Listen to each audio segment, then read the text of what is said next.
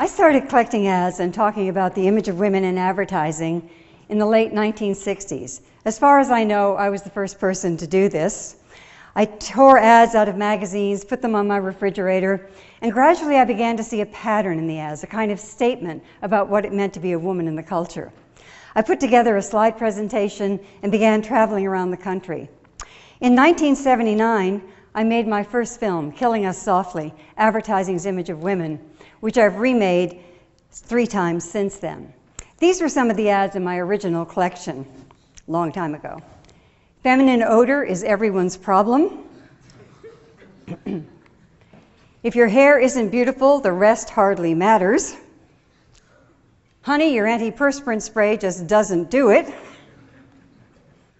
And I'd probably never be married now if I hadn't lost 49 pounds, which one woman told me was the best advertisement for fat she'd ever seen. I'm going to do a very abbreviated version of this talk, of course, today, but I want to begin with the question that I most often get asked, which is, how did you get into this? What got you started?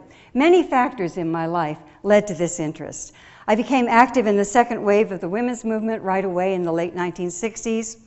I'd worked in media. I spent a year in London working for the British Broadcasting Corporation and a year in Paris working for a French film company.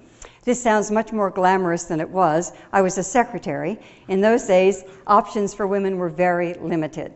I was a secretary, I was a waitress, but I did have one other option that I rarely talk about. I was encouraged to enter beauty pageants and to model. This is artfully cropped to make it look as if I won. I was in fact the runner-up. This was my first ad, and I think the car tells you something about how long ago this was. And this ran in a London newspaper. So modeling was one of the very few ways that a woman could make money in those days. It was very seductive. But for me, it was also alienating. It was soul-destroying. There was a whole lot of sexual harassment that came with the territory. So I didn't follow that path. But it left me with a lifelong interest in the whole idea of beauty and the power of the image.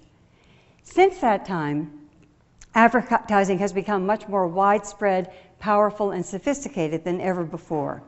Babies at the age of 6 months can recognize corporate logos, and that's the age at which marketers are now starting to target our children. At the same time, just about everyone feels personally exempt from the influence of advertising. So wherever I go, what I hear more than anything else is, well, I don't pay attention to ads, I just tune them out. They have no effect on me. I hear this most often from people wearing Abercrombie t-shirts, but that's another story. The influence of advertising is quick, cumulative, and for the most part, subconscious. Ads sell more than products.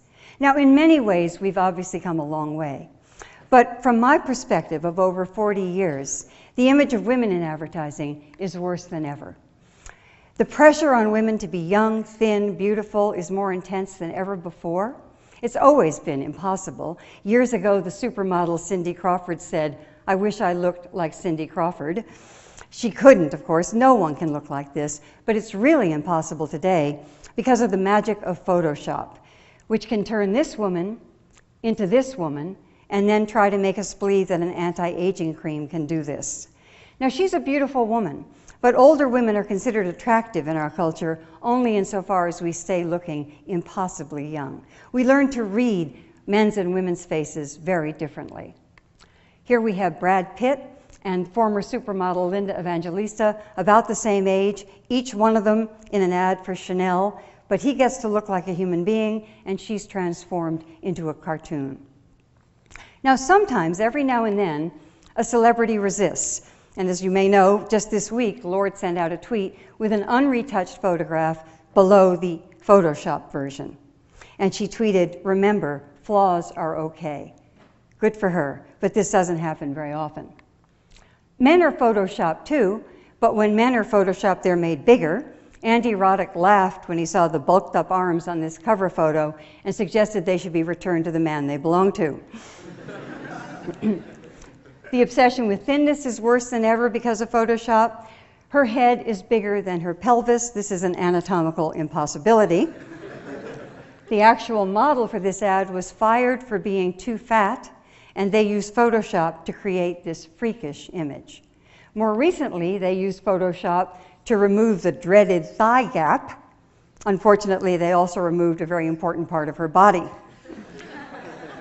So the image is impossible for everyone, but particularly for women of color, who are considered beautiful only insofar as they resemble the white ideal. Light skin, straight hair, Caucasian features, round eyes. Even Beyoncé's skin is lightened in ads.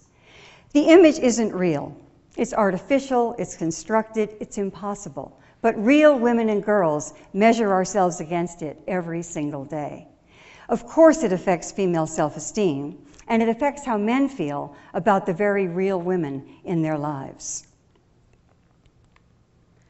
Women's bodies are dismembered in ads, and ad after ad for all kinds of products. And sometimes the body is not only dismembered, it's insulted, as in this amazing ad that ran quite a few years ago in a lot of women and teen magazines. This is the whole ad, and I'll read you the copy. Your breasts may be too big, too saggy, too pert, too flat, too full, too far apart, too close together, too A-cup, too lopsided, too jiggly, too pale, too padded, too pointy, too pendulous, or just too mosquito bites. But with depth styling products, at least you can have your hair the way you want it. It is ludicrous, but this ran in teen magazines. Teen magazines target 12-year-old girls. Here they're saying to 12-year-olds, your breasts will never be okay. So our girls are getting the message today so young that they have to be incredibly thin and beautiful and hot and sexy, and that they're going to fail, because there's no way to measure up to this impossible ideal. The self-esteem of girls in America often plummets when they reach adolescence. Girls tend to feel fine about themselves when they're 8, 9, 10 years old, but they hit adolescence and they often hit a wall. And certainly part of this wall is this terrible emphasis on physical perfection. Men's bodies are very rarely dismembered in ads, more than they used to be, but still it tends to come as a shock. This ad ran about 20 years ago in Vanity Fair. These are all from the national mainstream media. And it was one of the first examples of turning men into sex objects. But when this ad ran, about 20 years ago, the ad was so shocking that the ad itself got national media coverage. It's a good thing it got some coverage, I suppose. Reporters called me up from all around the country and said, look, they're doing the same thing to men they've always done to women. Well, not quite. They'd be doing the same thing to men they've always done to women if there were copy with this ad that went like this. Your penis may be too small, too limp, too droopy, too lopsided, too narrow, too fat, too pale, too pointy, too blunt, or just 2 inches. But at least you can have a great pair of jeans. It would never happen, nor should it. And believe me, this is not the kind of equality I'm fighting for. I don't want them to do this to men any more than to women. But I think we can learn something from these 2 ads, one of which did happen, one of which never would. And what they show us very vividly is that men and women inhabit very different worlds. Men basically don't live in a world in which they're, well, let me move on to another. There are stereotypes that harm men, of course, but they tend to be less personal, less related to the body. However, men are objectified more than they used to be, but there really aren't consequences as a result of that. Men don't live in a world in which they're likely to be raped, harassed, or beaten. At least straight white men don't live in such a world, whereas women and girls do. When women are objectified, there's always the threat of sexual violence. There's always intimidation. There's always the possibility of danger. And women live in a world defined by that threat, whereas men simply do not. The body language of women and girls remains passive, vulnerable, submissive, and very different from the body language of men and boys. And probably the best way to illustrate that is to put a man in a traditionally feminine pose. It becomes obviously trivializing and absurd. Grown women are often infantilized in ads, and increasingly, little girls are sexualized. Now, I've been talking about this for decades. I wrote a book about it, and it's getting worse. This little girl is 9, and this is happening in a culture in which there's widespread sexual abuse of children. Images like this don't cause this problem, but they certainly normalize very dangerous attitudes towards children. Padded bras and thong panties are sold for 7-year-olds in major department stores. And the latest product, high heels for babies. Not to leave boys out, you can get t-shirts for your toddlers that say things like Pimp Squad. So boys are sexualized too, although in a very different way than girls. Boys are encouraged to look at girls as sex objects. Boys are encouraged to be sexually precocious, and boys are learned to be tough and invulnerable, basically starting in infancy. Basically, we allow our children to be sexualized, but we refuse to educate them about sex. The United States is the only developed nation in the world that doesn't teach sex education in its schools, but our kids are getting sex education. They're getting massive doses of it, but they're getting it from advertising, the media, the popular culture. This is an ad for jeans, although something seems to be missing. But each one of these ads for major international products, major mainstream media, very graphic. The problem isn't sex, it's the culture's pornographic attitude towards sex, the trivialization of sex. And nowhere is sex more trivialized than in advertising, where by definition it is used to sell everything. Whatever you're giving him tonight, he'll enjoy it more with rice. I don't think I'm particularly naive, but I haven't figured out yet what the hell you do with rice, you know. Maybe it's wild rice. One woman shouted out, she just hoped it wasn't minute rice. So this is an old ad, of course, and you can say, well, sex is always used to sell, and that's true. But it's far more graphic and pornographic today than ever before. And just to illustrate that, I'm going to show you an old ad using, this is an old ad using sex to sell food, and here's a current one. Burger King, the Super 7-incher, it'll blow your mind away. For a mainstream product, as is this one. Now, all of these images, I think, are actually profoundly anti-erotic. Because in advertising and the popular culture, sexuality belongs only to the young and beautiful. If you're not young and perfect looking, you have no sexuality. And this makes most people feel less desirable. How sexy can a woman feel if she hates her body?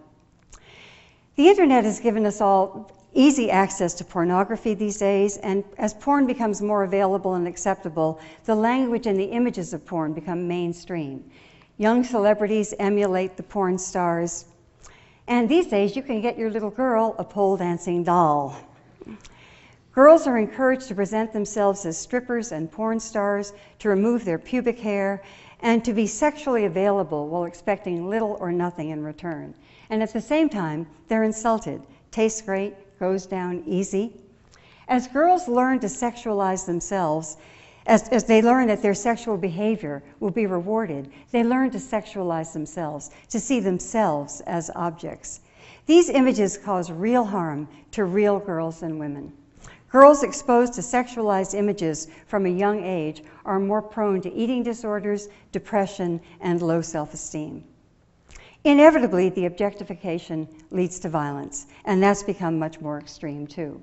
Advertising often normalizes and trivializes battering, sexual assault, and even murder. The truth is, most men are not violent. Overwhelmingly, most men are not violent. But many men are afraid to speak up, are afraid to support women, and are afraid to challenge other men. And I have great admiration for those men who do. These ads don't directly cause violence against women, but they normalize dangerous attitudes, and they create a climate in which women are often seen as things, as objects. And certainly turning a human being into a thing is almost always the first step toward justifying violence against that person. And that step is constantly taken with women and girls. So the violence, the abuse, is partly the chilling but logical result of this kind of objectification. So in all these ways, things have gotten worse, but in one big way, they've gotten much better. I am no longer alone. There are scores of films, hundreds of films and books and organizations like the Brave Girls Alliance, which recently had a great event in Times Square. Media literacy is being taught in our schools. There's political action taking place around the world, and I have an extensive resource list on my website that lists lots of these things. I'm inspired by young activists like Julia Bloom, who at the age of 14 launched a petition to 17 magazine, asking them to limit their use of Photoshop, and she succeeded. Here she's celebrating with some of her allies and inspired other girls to do the same. This generation gives me hope. But we have a long way to go. The changes will have to be profound and global, and they'll depend upon an aware, active, educated public, people who think of themselves primarily as citizens rather than primarily as consumers. We are all affected by these images. We all have a profound stake in challenging them. We must create a better world for ourselves and our children. After all these years, I still have hope that we will. Thank you so much.